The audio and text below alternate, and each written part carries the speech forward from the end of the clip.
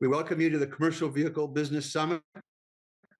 As Catherine said, it's growing in popularity.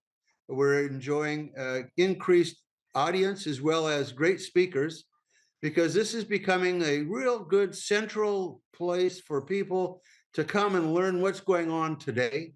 And better than that, get some updated assumptions for the businesses decisions that we're going to be making for the future. And I think this is going to be a really a good panel, because after listening to Catherine and the Escalante presentation of where things are today, this is actually the group that's going to make them be the way they should be. We're going to make it happen. And the practitioners and the actions that are taken. So this is truck retail.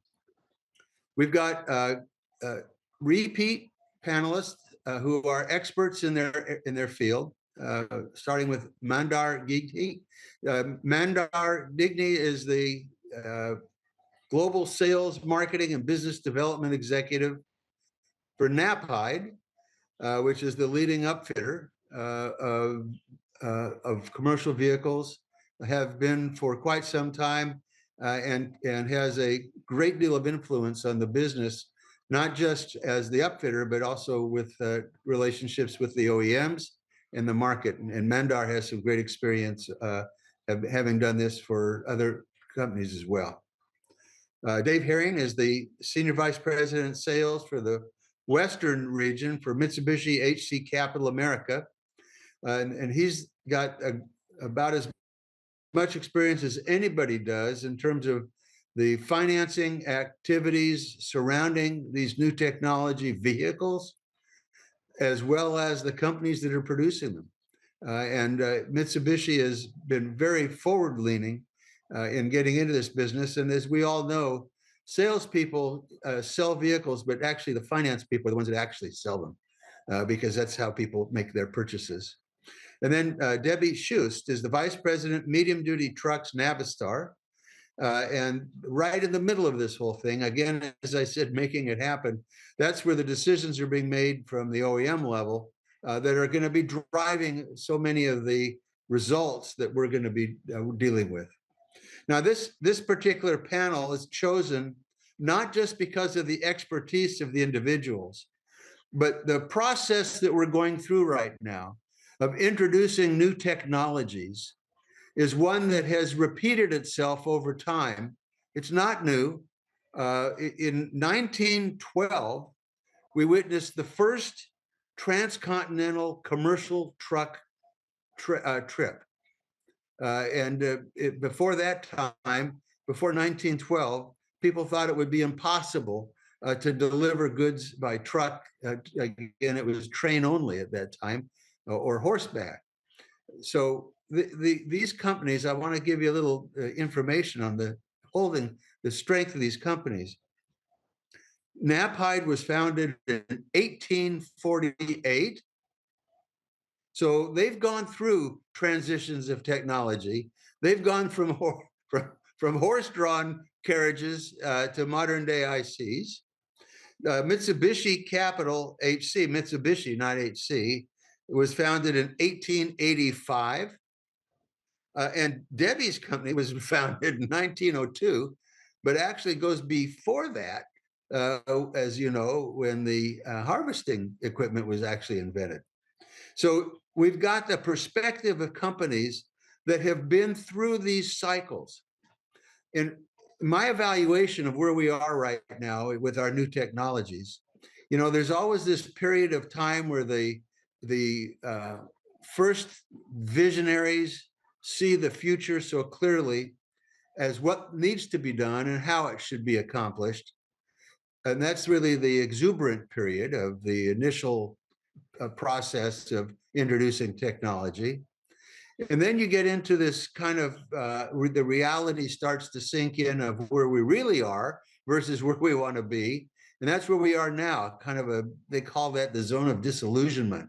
I call it the zone of reality, which is the kind of the place that everybody is. And I think that the presentation that Catherine just made really helped us kind of see where we are in terms of reality. The people think that there's a high desire to get where we want to go too fast, and it's going to take a little longer. But the fact of the matter is, it's normal. I kind of remember this very quickly. We introduced a car in 1998 called the Prius at Toyota. And at the time, everybody thought it was the dumbest thing that anybody could ever do. I can remember the General Motors reaction was that the end of the Toyota was coming because of the decisions that were being made. The dealers hated it. We couldn't sell them. We had to take dealers to Japan to show it to them, and we went through this period of disillusionment. But when you stick with it and you know it's the right thing to do, the end result is going to be what we all want. And from my standpoint, the thing that drove Toyota and should be driving all of us today, it is a good business. It's the future of business. It's what's going to be regulated. But the fact of the matter is, carbon-based issues are an existential threat to our society. And in the automobile industry, we don't want to become the problem. We want to become the solution long-term for society to sustain. And we want to have a sustainable business model. That's what we're doing. So to me, this is a good opportunity for us to talk about the technologies, the key themes that we see, and also what will be emerging from this. I think will be a good conversation on issues that we should all work on together. Not to talk about how hard they are, but what are we going to do and how can we accomplish them? So with that, I'd like to start with our panel. And one of the places that we had discussed beginning was sort of an evaluation of where we are right now in terms of the technologies and what technologies you see that are rolling out and what technologies are going to have the biggest influence in the future of our business in the shorter term. Mandar, do you want to begin with that answer? Yeah, I'd be glad to. First of all, thanks for having us on, and thanks for all the folks that are logged in and watching us. I think what's interesting is probably back in the early 1900s, at Knapheide, we like to say is what would Heinrich have done? So back in the 1900s, there were probably plenty fireside chats when people were talking about transitioning from horses to these crazy wheeled vehicles. And it's really, I mean, if you seriously think about it, I mean, that level of technological change is kind of what we're going through right now. Is interesting, right? So I think from our standpoint, from Knapheide's standpoint, and again, we've been around for 175 years and we've been through a couple of these, technology phases. What's really hot right now, I think what everybody's talking about is the battery electric perspective of things, right? And with that, and it's really no different than when we went from horses to motorized vehicles. That technology change allows for a lot of new people to try to enter into the market, try to figure out how to carve out their piece of the puzzle. And it's kind of the situation that we're seeing now is that there's a lot of new OEMs or new technology players that are trying to figure out what their play is in the commercial vehicle space.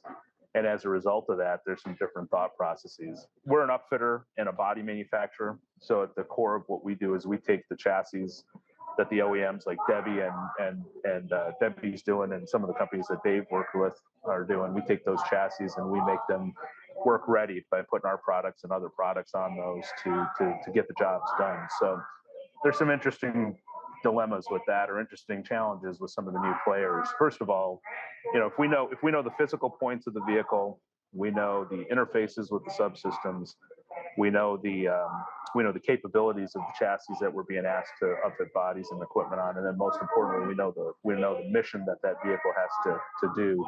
Then we can build a body for it. We can design equipment for it. But with all these new players, one of the big challenges we have is the different thought processes in, I won't even say the channel strategies, but I'm going to just say the retail and sales models of how things are going to go to market. And I see Debbie smiling a little bit because she knows that when you take a chuck that's got nothing on the back, and then you got to go to a whole separate group of players to put something on the back to make it work. I'm sorry about that background noise. It's an interesting challenge, and a lot of people are looking at different ways to get these trucks in the hands of customers. So we're just going to have to keep monitoring how that progresses and see how we fit into it as we progress. We're pretty confident where we stand, though, and we're really excited about what this could bring to the entire industry and society as a whole. So it's something that we're just actively pursuing. Thank you, Mandar. And I want everyone to understand that Mandar is at the airport, and he changed his flight so he could be with us on our panel, and we appreciate that. So don't worry about the distraction. Your being here is the main attraction. My pretzel is going to be delivered to me pretty soon here, so just be ready for that. And Debbie, how about from your standpoint, how do you see where we are right now with the rollout of technologies? Which ones are those that are, in your mind, the ones we'll be contending with the soonest? Well, I mean, we're firmly in the electric vehicle camp here at International Truck. Certainly, we've looked at all those alternatives, propane, natural gas. In fact, we've had a propane school bus for a while, and I started with the company in 1986, and we had propane and natural gas tanks on trucks and buses back then, but nothing's ever stuck. What I think will stick now is electric. We're still pursuing some fuel cell, but we still see that as a bridge technology, even for long haul, with things like mega chargers and other ways to kind of skin the cat. We think that we'll get there with electric vehicles. And the efficiency that electric, from a greenhouse gas standpoint, the payback to the environment, there's inefficiencies with most other alternatives. Even when you've got green hydrogen, you just aren't using as much. You just don't have the efficiency that you do with producing electricity another way. So we're headed down the electric path. We'll continue to keep an eye out on some of the other things that are out there. And like I said, fuel cell may be a interim solution for some of that long haul. Well, that's true. And, it's a good point you make.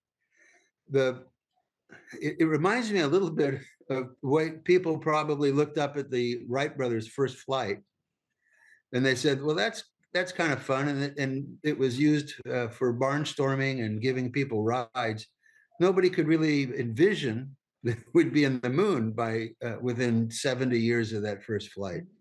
And that the advances of technology that are continuing and the investments being made will help this reality occur. It isn't just we want to do it and make them take it if they don't want it, but a lot of work's being done, isn't it, to create batteries and motors and efficiencies and a network of charging systems that'll make it more usable. Well, so I think battery chemistries will continue to change and get more efficient, so we'll get more out of them. Power density will improve. And the thing about the infrastructure, which is probably the thing, regardless of which fuel you choose, we've got to build out an infrastructure. In my mind, electricity runs to every location in the country, and we're building out more of what already exists versus trying to create something that it isn't there to begin with is going to be much more difficult. So another reason why, at least in my mind, electric is where we will end up. And that's where, most of the eggs we've put in that basket. So Dave, from your perspective, you're on the front lines of what's happening right now, the transactions that are occurring. What do you see in the market? What is the demand, and how do you see it growing from a standpoint of those that are financing and actually taking delivery? So good morning, Jim, and very excited to be here and to be a primary sponsor of the Commercial Vehicle Business Summit. So for, I believe, our second year in a row. It is for me in my longtime career of being in the commercial vehicle financing arena for a long time, and my kids always point to my gray hair to remind me of how long I've been involved in it. But it is the most fun and the most exciting time that I've experienced. And you know, and when a lot of people go, what do you mean fun and exciting? How can financing be fun and exciting? Well, it normally and traditionally is not that. It is very much, okay, here's a loan, here's a lease, what's your rate? How can we structure it? And really, that's really about all there is to it. We don't have a tangible product. I don't even remember the last time I handed a customer a check anymore. So now it's, you know, they won't even let us take a check from a customer. So everything is completely touchless. And so now when you're having conversations with our customers and our dealers about things other than, well, what is your rate? What is your credit box? What kind of terms can you give me for my customers so they can be able to buy the vehicle that they want?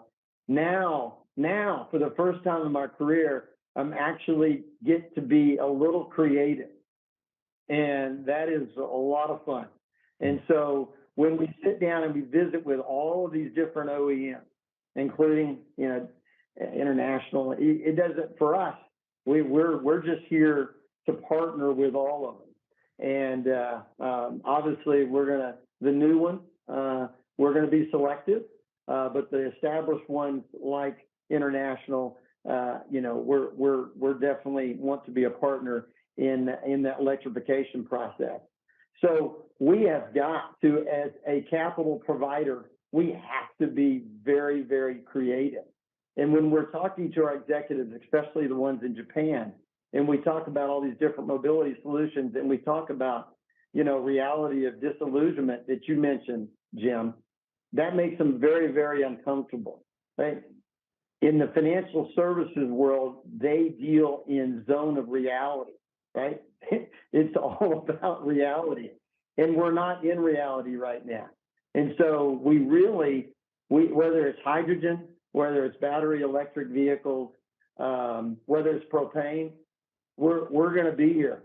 So if our customer says, hey, this is what I've chosen to do, please provide me a structure that's going to allow me to be able to have the ROI and the overall cost that will allow me to be able to make money with the unit that I have chosen, which is best for my business. You know, in that regard, we're talking about the electrification is probably the number one. There are a number of technologies that are emerging, but right now, electrification is sort of center stage. When you're leasing or when someone's buying a vehicle, you're financing the battery more than anything else. Isn't that the battery is the single point of degradation that can have that will wear out faster? It isn't like the whole vehicle. How do you see the financing or leasing of batteries going forward as part of this conversation? Well, it is the battery. Absolutely, Jim, you're right. But it's also for us, we're also finding a way to bundle in that charging station for that end user who's going to have to, you know, find a way. Those are not inexpensive acquisitions from a capital standpoint. So we're finding ways to build that into the equation, as well as bundle the energy source. So the kilowatts per hour, we're also seeking partners in that arena as well. So to be able to bundle one payment for the vehicle of their choice, whatever OEM they choose to on the EV side, the charging and the power, and then of course the capital. It's one payment. That's where I feel the future is going to have to be. From the more creative you can be from a capital provider standpoint, the better you're going to be in the marketplace. And hopefully those partners that we decide to go forward with, it will be something that will help them be able to sell more of those electric vehicles.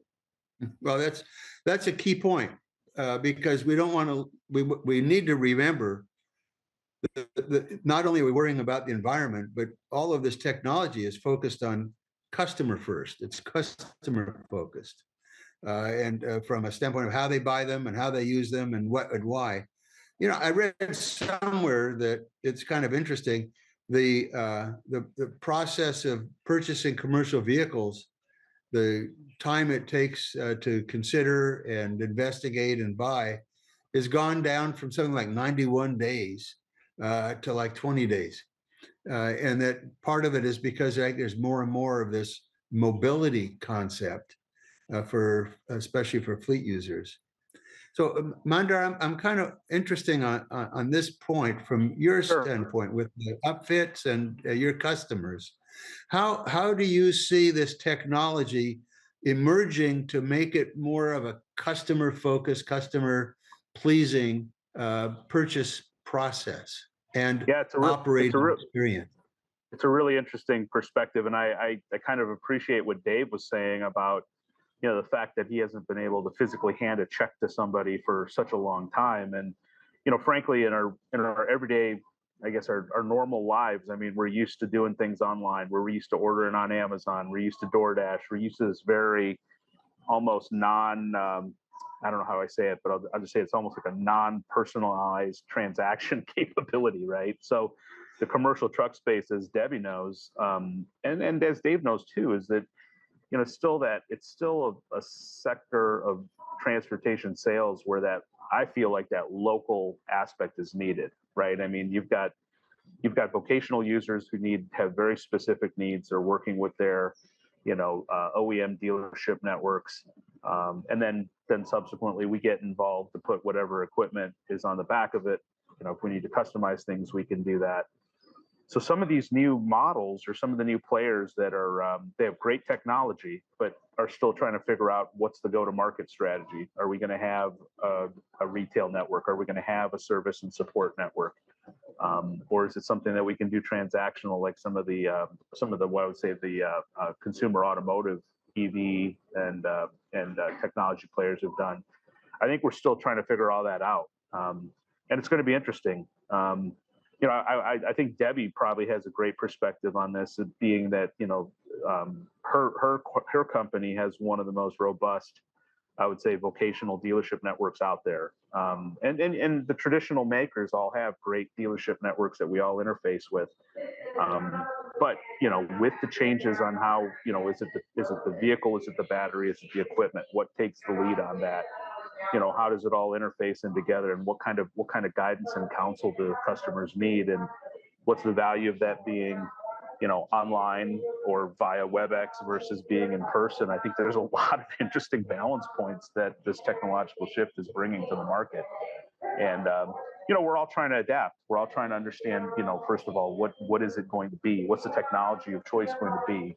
And then the next thing is how do we bring it to market efficiently? And every OEM or every entity's got a little bit of a different approach, and it's and I appreciate that, and that's what we've got to be nimble to approach and work with them, because it takes as they say, it takes two to tango, but in this new world it might take more than two. It's the OEM, it's the financier, it's the equipment guy, it could be the leasing company or the the rental company in the middle of all that. So it's definitely going to be an intricate puzzle that we're going to have to solve and come up with some efficient solutions to make it work going forward.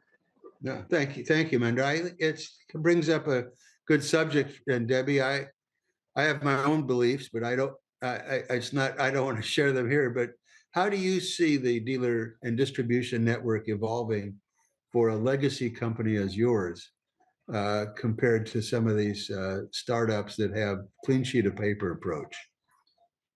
Well, I still think that it's a strength for us. I think, like you said, we've been around for a long time, and we know trucks.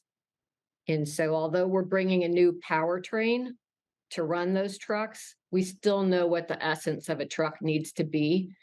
And our dealers know how to support, the commercial truck industry is still very much relationship based. It has not gone to the way that people buy cars today, because they have a job to do, and you have to understand what that job is, and And I'll say, it's interesting that you said the timeline from proposal to purchase has been shrinking in the world of electric. So we've been selling buses for manufacturing buses for a couple years now, and about a year and a half, almost 2 years on the medium side. We see the purchase process expanding. And part of that is because of this complexity with the ecosystem.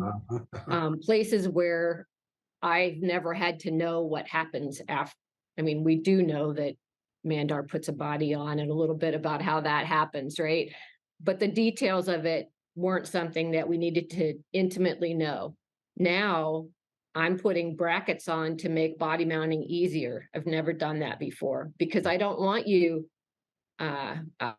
traditional methods, because I have high voltage cables inside the frame rail, don't necessarily work. So we're trying to find enablers to make it easy. I'm trying to time the build of our vehicles to match when the customer's infrastructure is in place. We have a whole team of consultants now to help people with just that, route planning. Do you need help with chargers and infrastructure? In fact, we just partnered with a company that will help us actually do the build out of infrastructure for depot planning so that they can be the intermediary with the power company and help speed that along. So it's so much more complicated in the ecosystem, and trying to make sure that all of those checks and balances are in place, because the last thing I want to do is deliver a truck and you're not really ready for it and you don't have your charger, and now we're parking it against the fence. And so we've focused, how do we make sure the customer experience is good? Yeah. And what are the enablers to make sure that that happens? Well, that's key. Jim, if I could add to what Debbie said, I think this is a really interesting point because, the OEMs are starting to get more active in pulling upfitters or bodybuilders like us into the development cycle so that they understand we're aligned on what needs to happen to make the trucks work. But another thing that people need to realize, and it's a very interesting point, is that just because you have a current ICE chassis that you really like, okay, and now it's going to become a battery electric, I'm going to buy the battery electric version of this chassis, it's a completely different vehicle, right? I mean, batteries are heavy. Where they're positioned is different than where the fuel tanks are. The weight distributions are all different. So, what you might have been able to do with, platform X with body Y, your last buying cycle, now you're going to buy electric platform X and trying to put body Y on it, and then trying to make sure that it still meets your mission critical needs, right? Can you put the payload you need on it? Is the durability there? All of that stuff is just a different mindset, and everyone's got to shift to think about, being ready for that. And how do we work more intimately with the OEMs to make sure that we understand, what do we need to do to make sure that vehicle is usable, right? So it's an interesting game that we're playing With the OEMs, with Dave. And I think you brought that up, Dave, is that you're sort of in the center of that. You're a little bit of the quarterback. Well, the collaboration is something that is very unique to a lot of us outside of a captive, and Debbie knows she has a very fine, wonderful captive there with Navistar. And so, they're used to having a seat at that table when it's time to roll out a new truck. And so for us, being an independent that can work with a lot of different OEMs, that's rarely happened, but it has started. We are very much involved in those conversations very early on, not just with startups, but with established OEMs, to say, hey, capital provider here, what can you do differently that maybe our captive may not be as comfortable doing? Maybe they aren't willing to take as much risk as you are. Maybe you see things differently than they do. So that collaboration has been extremely unique for us, but one that we've helped us learn a lot more about from Debbie's perspective, what her challenges are from an upfitter's perspective, and then going to ChargePoint. We have a great relationship with ChargePoint. Well, You know, when Debbie says, "Hey, Mr. Customer, I'm going to sell you a truck. Do you have a charging station?" No, but let me call and get one. Well, guess what? That's going to be about a year. That's going to be about a year or longer before that end user, he's not going to be able to run to his local Lowe's store and get a charging station. He's going to have to wait. And as a result, Debbie's going to have to wait. Mandar is going to have to wait because there's no reason for anybody to give anybody a truck without that charging station. So, you know, it's just as Kurt Mann said the other day, how often do you ever think you're going to finance the gasoline station in with the truck? That's some of the things that, you know, we're being asked to consider. It's revolutionary from every aspect. It's exciting. But it really means that we're responsible more and more for the job behind us and the job ahead of us. Exactly. And so it isn't any longer throwing it over the wall to the next person. And so collaboration from the very beginning is going to have to be increased. And I think that's probably, Debbie, what you see. Yeah, I mean, you know, Mandar talked about getting more involved with the OEM now on integration. So, you know, where we put batteries can completely interfere with where a body company wants to mount. And we are doing more and more where we're trading 3D CAD imagery so that, you know, my current product's probably not going to change a whole lot, but as we go to the next generation, how do I make sure that we have all the best enablers, the best location of batteries to make this as easy as possible? Because it is, it's complicated right now. And like we said, batteries are big and heavy, and trying to find locations so that people can do what they've traditionally done is a challenge right now. And wait Hey, Debbie. for wait for everything, including for Mandar. I think that you're going to have weight targets for the end result products. You'll start building products not just as a cab chassis, but the product is being built, envisioned as its end use. Yeah, and working back from that. Exactly, because of the you know, I call it the physical capabilities of the chassis or the package, right? I mean, when you it's easy for, and trust me, I don't envy our customers the choices that they have to make and the knowledge that they have to ascertain to make the right decision.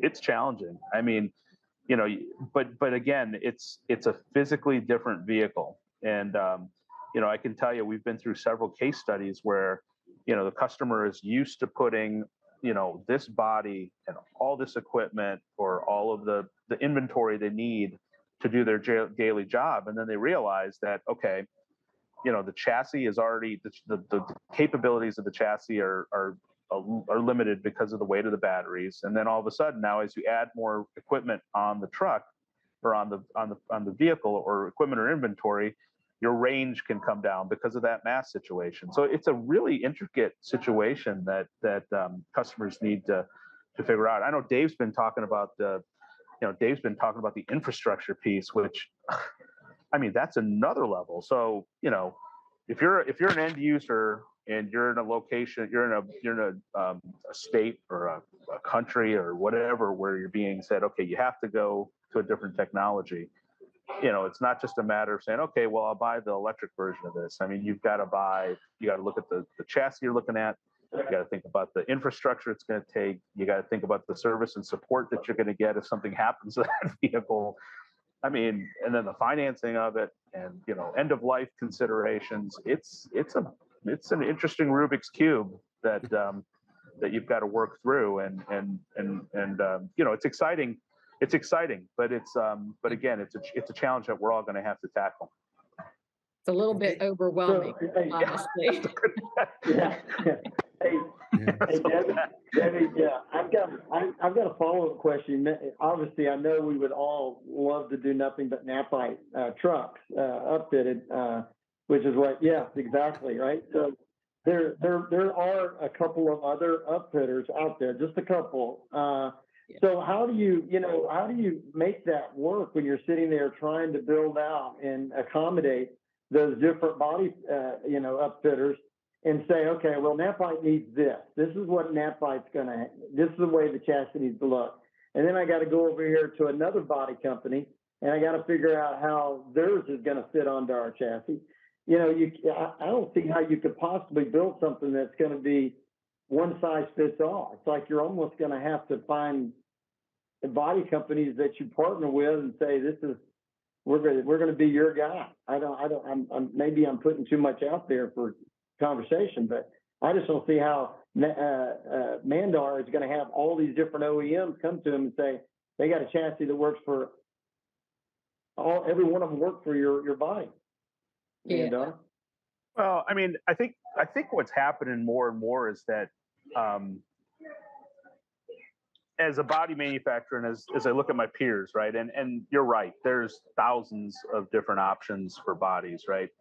But you know, we're having to step it up with the OEMs and making sure that we're able to read, access, and work with their engineering teams on their solution, right? Okay.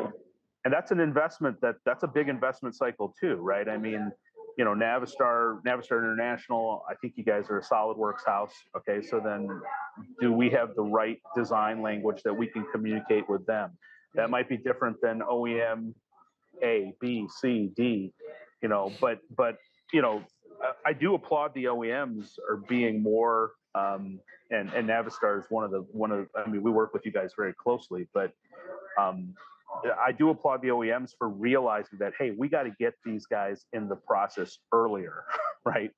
Because that's the only way you're going to be able to get different viewpoints on, you know, what's going to be put on it. And don't put this here because we got to do this. Or if you run this cable this way, we can't access that, you know. There's a lot of interesting things. And again, another thing is it's not just bolting a body onto it anymore. It's CAN bus interfaces. It's you know, charging loads. It's, you know, accessory access. And my vice president of engineering is probably chuckling at me talking about this stuff. But at the same time, I mean, these are things that, you know, it's a new world for us trying to learn what we're doing. And again, it's a lot of work and a lot of investment on a lot of people's parts to make sure that we're accommodating that. Yeah, I think on ICE vehicles, we were almost to the place, and this is going to vary by application, but where the upfitter could be brand agnostic, right? Our truck work, you bring it in and we know how to mount a body on it. And that is not true with electric vehicles, at least not in the short term, you know. But like I said, it's every customer that comes and said, hey, I'm interested. So we had a propane customer, and immediately we looked at they're delivering propane to your home, right, for rural areas, and all the valving has to be between the rails because it needs to be protected in case of an accident. And I'm like, well, right now, all my batteries are between the rails. So this is not a good fit right now. But we've actually fed that information to our engineers so that our next generation, it's at least a consideration, you know, because the last thing I want to do is to find out that if we had moved something a half an inch, we would have been fine, right? But we're going out and actively trying to gather more of that information than we've had to in the past to make sure that we're covering as many applications as possible as we go through these new generations of product. I like to tell customers that, you know, when we get a Navistar chassis in our shop, or anybody's chassis, those chassis rails look like they've got Swiss cheese holes all over them, right? I mean, there's a ton of holes on them. But I like to tell every person that looks at those, I go, every one of those holes has a specific story and a specific purpose, right? And again, we might be at a point, you're right, Debbie, we might be at a point now where on the ICE side, it's like, okay, you got options that you can put your stuff on, but you know, battery packaging, wiring, you know, tank. I mean, on some of the green hydrogen concepts that you brought up earlier. I mean, you've got high pressure tanks that are in the way, and you know, it changes the landscapes that we're playing with. And you know, at Knapheide, we like to say, you know what, just tell us what you got, and we'll try to figure out a way around it. And that is exactly our process. Is we need to understand what the vehicle is going to be and what it can do. But the amount of different concepts that are coming to us is pretty high right now. We're just trying to figure it out and make it work. And so far so good. And we'll see how many of them come to market and come to fruition and become reality. But a never dull moment when it comes to product development and product alignment. Let me ask another subject. This is new technologies. What's your perspective on the self-driving commercial vehicles as a group? This is another technology that's emerging. Debbie mentioned the routes out of the ports, and perhaps this is another challenge beyond just electric vehicles. The electric vehicle is enabling a number of new technologies to import into the vehicles. You could say they're safer. There's some predictive maintenance. There are a number of technologies in terms of even the model cycles. But what about, Debbie? Have you any experience or thoughts on the self-driving commercial vehicles, which is part of the dream that people have right now? We are pursuing autonomous. Our focus really is not in the work truck segment, though. It's on highway, where I think it makes more sense. I think we'll see corridors that will eventually migrate there and build out. But I think we still have some hurdles to bring it into a more urban environment and have it. And honestly, on medium duty trucks, I'm not sure it makes sense, because usually those trucks are going out so that a human can do work. And as long as you're going to have a human in the vehicle, why make it autonomous? Let them drive it and eliminate some of, I'll say, the complexities of autonomous. Where with driver shortages on long haul and in places where they're not actually interacting, I think that's where it makes more sense. So, Dave, have you had any thoughts? Do you guys have financed any of these experiments in connected in automated driving vehicles? Jim, as of last night, we have not that I'm aware of anywhere in the organization. It is obviously one that we're paying close attention to. I wouldn't say that we've had any end users reach out to us to say, "Hey, we're considering this. Where's the money?" So it's been more from an OEM startup perspective around it, and I think back to that zone of reality that you mentioned earlier. Where are we from a liability standpoint? Obviously, alone, it's all on them. It's still what could happen. Would our name be associated with something if there was an accident? But I agree with Debbie. It's all going to be in that truckload space and that OTR, where that driver shortage is going to continue to be a major problem, and they are going to have to find ways to deliver those products some other way, or they're going to have to change the way they pay drivers. So the other element of the technology is connectivity, and I wonder how that's helping in what we've talked about, building a vehicle for the mission of the customer. Mm-hmm. Connectivity can help with the route or the speeds or the efficiencies. Mandar, have you had experience or thoughts about your strategy with regard to the connectivity of the vehicles and also the use of your upfit when it's in the field? That's probably a more relevant topic for us than, say, automated driving. Is that, if you think about a work truck, like Debbie said, the work truck is going out, taking a human with all their equipment, their tools and inventory to do a job that they may not know what the job is when they arrive. They've got to assess and get the job done. But where connectivity comes into play is, for example, if we're building a service truck for a heavy equipment dealer or service provider, that truck will have compressors, welders, cranes, power, all kinds of stuff, electric, now everyone's going to electric charging tools and things.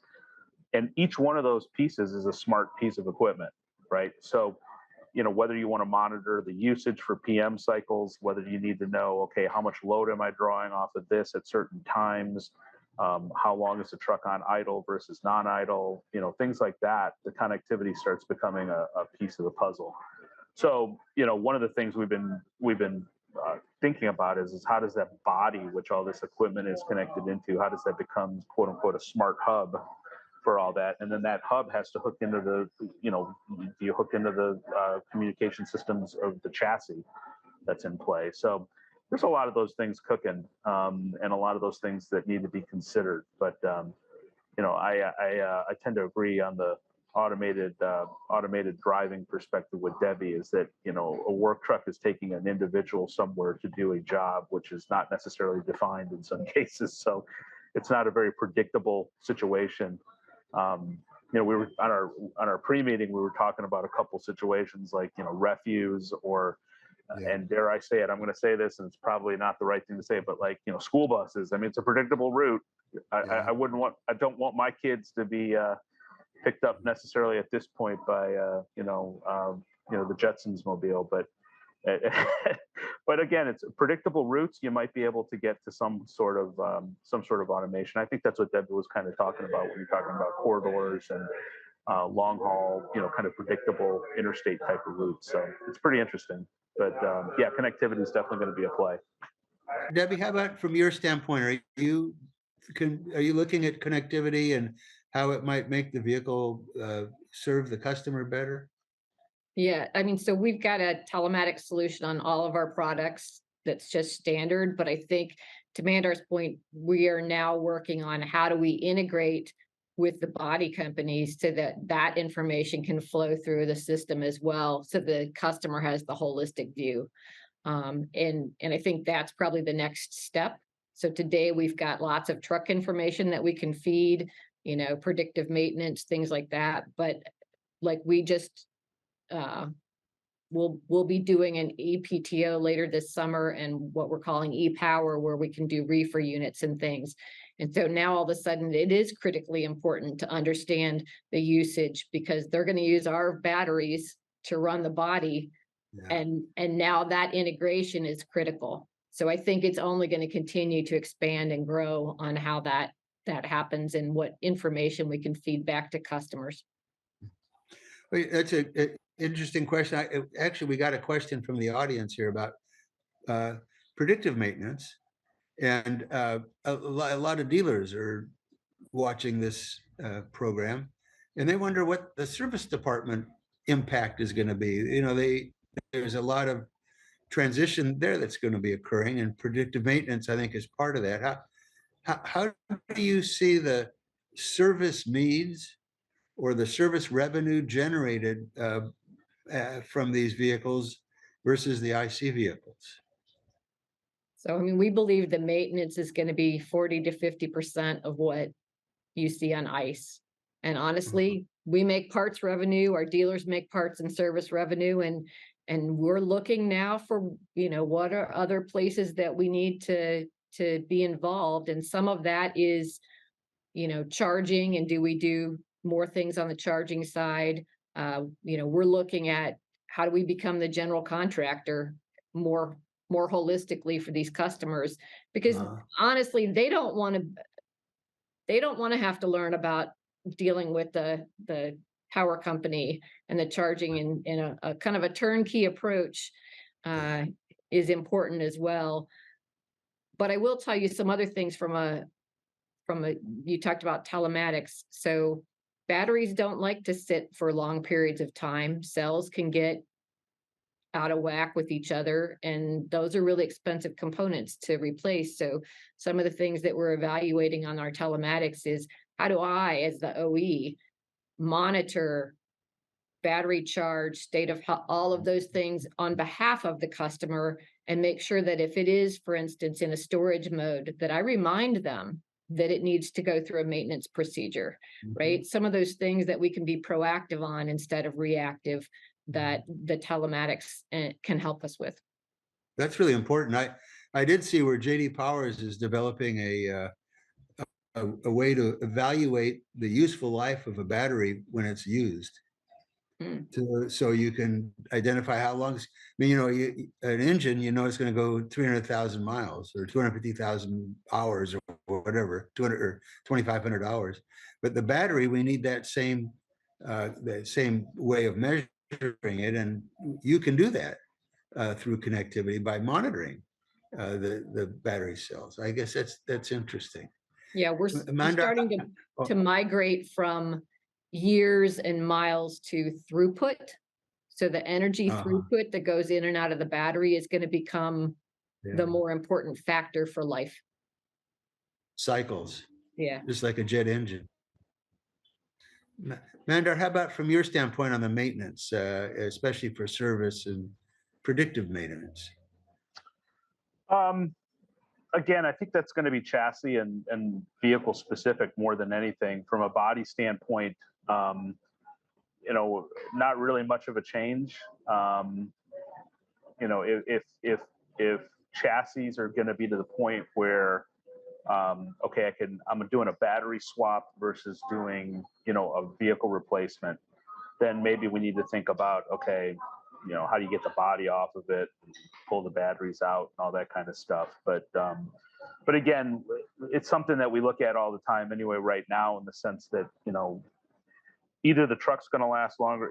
It's either or. The body lasts longer than the truck, or the truck lasts longer than the body. And then 90% of the time, 95% of the time, I think an end user is going to replace the entire unit, right? But if you have to pull the body off to put on another truck, or if you need to take, otherwise you keep the body or you do the other swap, we just got to make sure that we're able to facilitate that. And again, that comes back to the beginning points of being involved early in the development of the chassis with the chassis manufacturer, with the OEMs, to make sure, okay, how are we bolting these things on? What's the interfaces look like? So that it's serviceable. I think this whole, service may go down, service intervals, or just service amount might go down because you don't have all the components in an ICE. But that local support, I think, is going to be essential. So, I'm a pretty strong believer in the fact that, to keep America moving and working, you got to have people out there that are supporting that. So dealer networks, I think, are going to be critical, and service networks are going to be critical to make this all work. So we'll play with that as it comes along, but it's going to be a fun ride over the next couple of years for sure. You're talking to the choir here. You and I are aligned. I guess I could have this conversation go on for like 10 hours. I learned so much from you all, but we're drawing towards the end. But Dave had suggested our last question, and I'm going to start with him. Dave, what will we be talking about in 2028 on this panel? Oh my goodness! I can't wait. It's going to be it's going to be a fun ride, and there's going to be a lot of ups and downs. To me, it's all about regulation. Where is the regulatory environment going to be over the next 5 years, and where are those states? Which ones are going to follow California and tell their customers or their taxpayers that you've got to adhere by these certain guidelines. And if that continues at the pace that I think it's going to, then you're going to see a tremendous amount of adaptation from all users. Now, it's always going to start at that last mile and work backwards, just because of the grid already going to be there. But the OTR, the truckload guys, they have, for needs much greater than just regulatory reasons, they have got to find a way to be able to be more efficient and more effective in that space delivering that product. But I still, I wonder about the end user. All the things that Debbie suggested, all the things that Mandar has suggested, has gotten a little bit. The list is still very, very long. It's not as long as it was a year ago when I started, jumping into some of this. but I feel like they keep adding things to it. So I'm just going to put out there maybe a 20% adoption rate from a BEV standpoint 5 years from now. Okay. Mark it down. I marked it down, and we're kind of running out of time. I want this. We'll have to say that for next year or for the next one, we're talking about 2029. I can't thank our panel enough. Thank our panel enough, and also Catherine and Work Truck Solutions for putting this on. It's really becoming a great opportunity for us. I've had people ask, when are we going to do this in person? It shows how important this business summit is. And also, it's also a chance to kind of see where Work Truck Solutions serves the function of providing all of the solutions for dealers, for OEMs, for upfitters, and for customers as we go through this. And we're talking about integrating this process. The place to do it is with the systems that like Work Truck Solutions provides, which allows that kind of continuity. And so I wish we had more time. I want to thank our panelists for your time, your knowledge, your wisdom, and the audience for hanging with us, your questions, but more importantly, for joining this business summit, making it what it is. And we look forward to seeing you for the next summit as soon as it's announced. So I think that's the end of our time, and I think we're going to sign off now and watch the next section. And safe travels, Mandar. Thank you, Mandar. Thank you, Debbie. Good seeing. Thank you again, Jim. Great job. Okay. Thanks, Jim. You're a great moderator. Appreciate having us here. Thank you.